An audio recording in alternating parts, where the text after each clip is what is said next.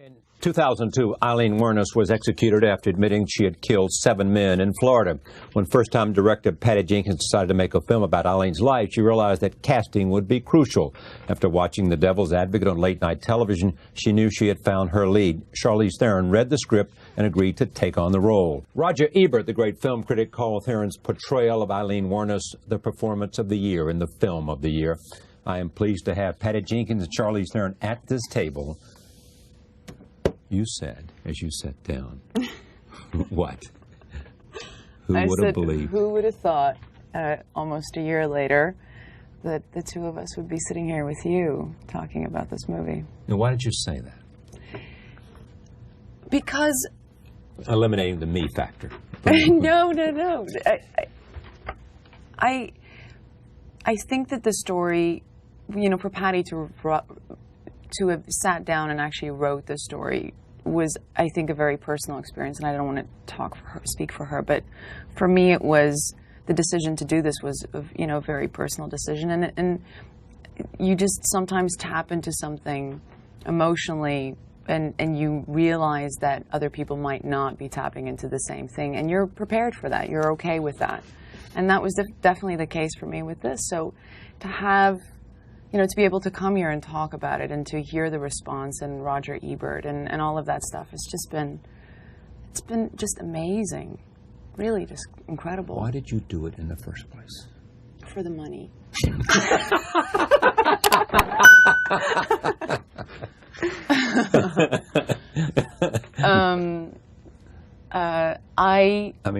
You know what, I've been very happy with my career. I feel like I've been extremely blessed, and I'm not going to sit here and you know, and a career ought to be about doing it all. Yeah, you know, it's not because that I was unhappy or anything like that. I think that being an actor is like climbing mountains, you know. At some point you have to kind of face Everest, you know, and kind of see what your body can do and challenge yourself that way. And you know, I never ever thought that it would happen this way, where somebody like Patty would actually come to me and say, "You're the one. I want you to do this." All of that, just the material, this woman's life. She was so conflicted, and I find that, you know, there are not a lot of people who are willing to write women like that today. And Patty did such a great job in writing her in this very confronting way, which she was, you know, in a very truthful way. And I don't know. I think as an actor, it's not a risk, because it's an opportunity. Yeah. It's an opportunity to get your hands on something. Exactly, and to work with somebody who actually believes in you. You know. Why did you believe in her? You know, it's a question that I will be answering for a long time. For whatever reason, it was like the most automatic thing. I mean, it wasn't the first thing that came to my mind, but first. I mean, it wasn't like, oh, who does these roles? Right. It wasn't like that, you know, oh, of course. But the minute I took on this movie and I decided how I was going to do this movie, I was terrified of what actor could do this, because it's a performance film, it's a character film, you know, and the success of the movie rests completely on somebody's ability to pull it off. And more than anything, when I started looking out into the world, I was more concerned with the inner capability to go to where we needed to go and to do what we needed to do. Somebody who's done this before is kind of irrelevant. There are people who have played similar characters, but no one's played Eileen, and there haven't been very many female characters like this done. So it was a completely new thing. So when it came to finding someone who I thought had the strength to not be afraid to not shy away from the fact that she was this incredibly volatile person who crossed the line and did these incredibly horrible things, yet could also sell the vulnerability and the humanity of this person, that's a very wide area to cover. And a lot of the actors I thought of, I was pretty sure could land in one way or the other. I was familiar with CHARLIZE's work. I had been blown away by her every single time, her commitment and presence in every movie. And I see tremendous strength in CHARLIZE. I see tremendous talent, and I see like this great heart and intimacy. So I believed at the core she had what was necessary, and then how the person looks is, you know, is second. You can get there. That will come. But not everybody can you send for 2 months into Eileen Wuornos's life and be sturdy enough to do it. For those who have not yet seen this movie, Monster, tell us who Eileen was and why her story was so compelling for you to tell. I think Eileen Wuornos was a woman who was a prostitute from the age of 13, lived on the streets, homeless most of her life, had a horrible past, was abused and everything you can imagine, raped many, many times, who in 1989 had given up on men, had fallen in love with a woman, and was trying desperately to support that relationship when she was raped and potentially going to be killed, and she killed her John. And over the next year, in an effort to keep her girlfriend and not go back to the life she had before, she ended up killing 7 people, including him, in 1 year. What makes her story fascinating to me is I think there are a lot of people who are serial killer, you know, quote unquote serial killers. A lot of them actually are genetically off, chemically off, some sort of thrill to the kill. What was interesting about her is that there aren't a lot of opportunities in that genre to see a character arc of what was a normal, healthy human being get to a place like this.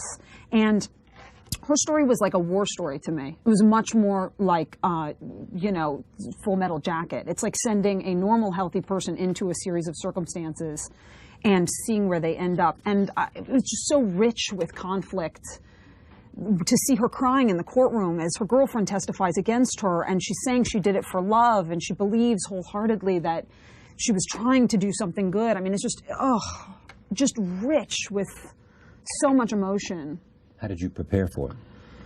I did. Who did you get to know? I got to know everybody I could comfortably, and that I thought was relevant for, not comfortably, you know, but that I thought was relevant to this story. I didn't want to drag the victims' families into it. You know, I wasn't telling a story about them. I didn't want to drag people into it that it would be detrimental to them, you know. I got to know all of the people who she was friends with. I got to know Eileen to a certain extent. We were writing to each other, but we were in preparations to meet with each other when her execution was scheduled. And so that sort of blindsided us, and that kept that from happening. I got to know very well her best friend, Dawn Botkins, who's become a dear friend of ours and great supporter of the film. And then I got to know Eileen incredibly well through the letters the night before she was executed. She and Dawn had a conversation, and she decided to take a chance on our film and open up an archive of every letter she'd ever written over the 12 years she was on death row. And CHARLIZE and I got to know her in a way I don't think we ever could have gotten to know her, sadly otherwise, by reading these thousands of letters. And what did you find? It's kind of like the movie, you know, and how Patty wrote that voiceover. You think you're going to find this big thing that's going to change everything for you, but then it's sometimes the thing that you least expect. It was the nuances. It was sitting in a house for 2 days on the floor, just covered from wall to wall with letters, and just hearing her voice. It was the small things. It was how she talked in this very detached fashion about these really traumatic things that had happened in her life that you can't even imagine. I mean, it just ripped your heart out. She talked about rape like she was ordering an ice cream cone. I mean, it was just the kind of thing that happened. Yeah. It was her life. It was her reality. reality. Exactly. And the great thing that I think happened, and this is, you know, I'd never done this to this extent, this kind of research, and the thing that was incredible was that we did it together. There was never a day that I had to explain to Patty that, you know, I'm doing this because I had, you know. She understood why you were doing it. Yeah, we would drive home. Because you were doing it for the same reason. We were doing the same thing. We were doing the exact, you know, writing for her it to and write acting it. it were very similar. Yeah, and we would drive home to our little Best Western motel, crying, and you know. Where was it filmed? It was down in Florida. In Florida, yeah, in a lot of the real places. Near Orlando, or where was it? A lot in Orlando and some in Daytona Beach, where it really happened. Yeah, but this was in Michigan when we went to go read the letters. Yeah, and a lot of the script changes happened from reading the letters. So she was very articulate, just really such an eloquent writer. Great speller, just really smart, you know. You come away from this, you come away from this experience, not the making the movie, but meeting this woman? Understanding her? What else? Understanding was huge for me because I felt that that was the most important thing that I had to get. And what did you understand about her?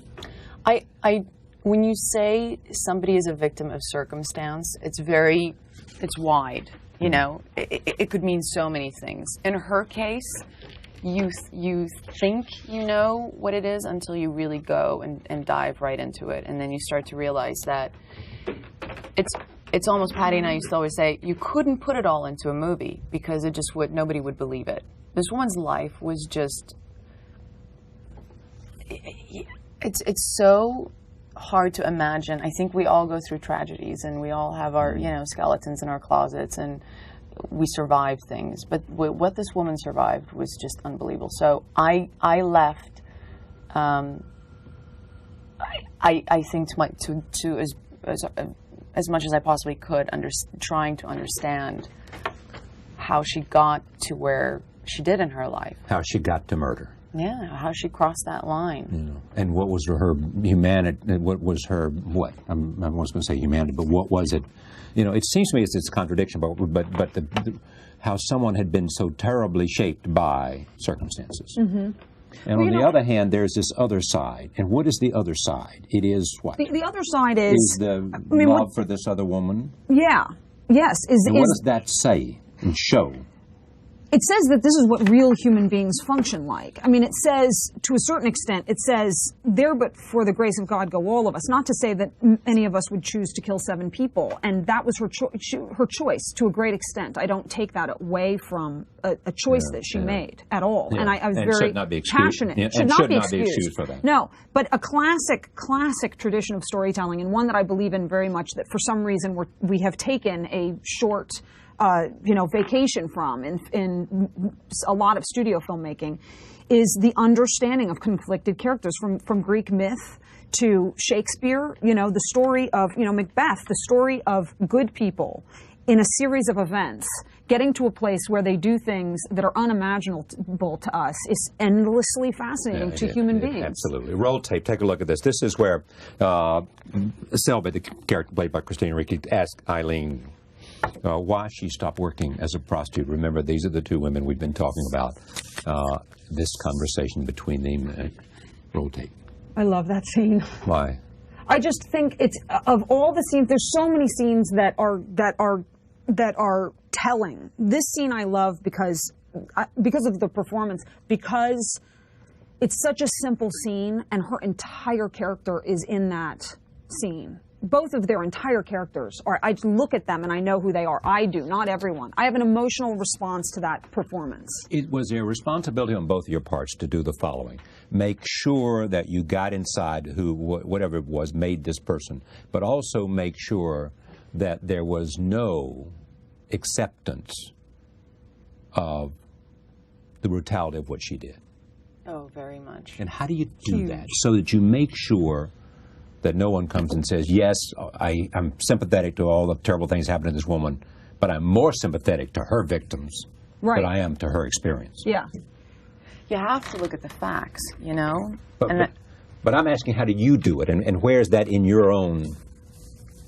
I'd love to take credit for it, but I feel that the script that Patty wrote had all of that in that. It was in Eileen's, it was in her life. It was there. It existed. I didn't have to go and manipulate anything to make that happen. Just be true to the script and you were there. That was our greatest, Patty and I constantly said whenever we started doubting anything, we just had to, and I went through that a lot. This woman's fazed by nothing. We're just. No, I look like I'm fazed by nothing. Constantly. This woman's fazed by nothing. By nothing. Absolutely nothing. And I'm tough. How do you compare this with every other movie experience you've had? I can't. Would you seem so, that this has had some huge impact on you because of its power? I've been spoiled. This has spoiled me. I don't think I can go back to anything mediocre after this. And you'll be more willing to take risk that you believe in. Yeah, but again, it's not a risk for me. Okay. It's my job. It's what I do. Bring it on. I'm ready. And did you believe that at the time when you entered this? bring it on, I'm ready. No matter what you might think. It took me some time to get there. Because she talked about courage and endurance and yes, strength but and I would what else? lie. I'd be lying if I said it just happened. You got there. I had to, and I got there because of her. I love the script. Roll tape. This is where Eileen explains to Selby why she feels justified in committing the murder, a theme that we have been talking about. Here it is. Wow. Hmm. Is this what both of you, even beyond expectation, hope to create? That's what makes it remarkable after this year. I really, truly believe that, and it was partly why I wanted to step on as a producer, and I wouldn't have done that. Make that point, because I hadn't brought that up, the fact that you stepped in with whatever the name of your two dogs were, production company. Belittling my production company. Producer, what is the name? Your Charlie Rose show. What are the name of those two dogs? Denver and Delilah Films. Excuse me. Is the name of your two dogs, is it not? Yes. All right, yes. so go on. That's a production company that stepped in to take... Well, to co-produce it, but what I was going to say was that I really, truly felt that from the first time that I met Patty, that the two of us, for some reason, call it chemistry, call it two tough-ass chicks in a room, I don't know, call it whatever. I like the latter, actually. More fun. I felt that we were definitely on the same page. And we even made a deal. We made deals along those lines. We were like, here's what we're not doing, right? Here's what we are doing, right? Go. And nobody needs to know, right? Right. Yeah. I think it took quite some time for everybody else to kind of realize what we were doing. And I think in a way that was good. I think we needed to kind of go on that journey, and everybody else who came on board as far as the actors. How did that journey happen? Just because you're on the same page? Because I think that we both were thrown in the deep end and were really willing to swim. And you know, talking about it the way we're talking about it right now, I don't want people to think that it was just this kind of smooth sailing thing. You know, it was. You fought, you worked hard, you pushed and shoved and pushed back and. Yeah, and I was sometimes very conflicted myself. You know. Conflicted about what? About not knowing if what I was doing it. You know, was it or was right, was good, was, you know. But the doing of it or the way you were doing it? Both. No, not doing the film. Yeah. That I never doubted. It was just, it was a challenge, you know. There were many days that I the plus side of it is that it's great because I think the process of being a creative person is that it never stops. Let me get to one last point here. Yeah. She was executed. You don't end there. No. Why not? Because it's not, in any person's life, you know, you have to choose a period of time, and I feel that that's the correct thing to do. People's stories lend themselves to, this story was about what happened, like my story was a love story. It was about her last chance at living, which culminated in this series of murders. And in what's relevant to this story, her story was over the day her girlfriend testified against her in court. Truly, to me too, she was a shell of a human being. She lost her reason for living. Forever after, she was reliving the horror of this year and a half for the rest of her life, over and over again. There was not. That's a different movie, you know. Like the documentary covers that area of time. Right. And that's also what the news covered mostly. I mean, that's what everybody knows. Yeah. They There know was a piece on 60 Minutes as well. Yeah, and that's the thing. Like everybody sees that, and they just take that, but nobody goes, well, what led up to this? Monster is currently playing in New York, Los Angeles, and San Francisco opens wider Friday, January 9th. That's this week. Congratulations. Patty Jenkins. Charlize, great to see you. Thank you. The same here. Great to see you. Thank you. Thank you for having me. Thank you for joining us. See you next time.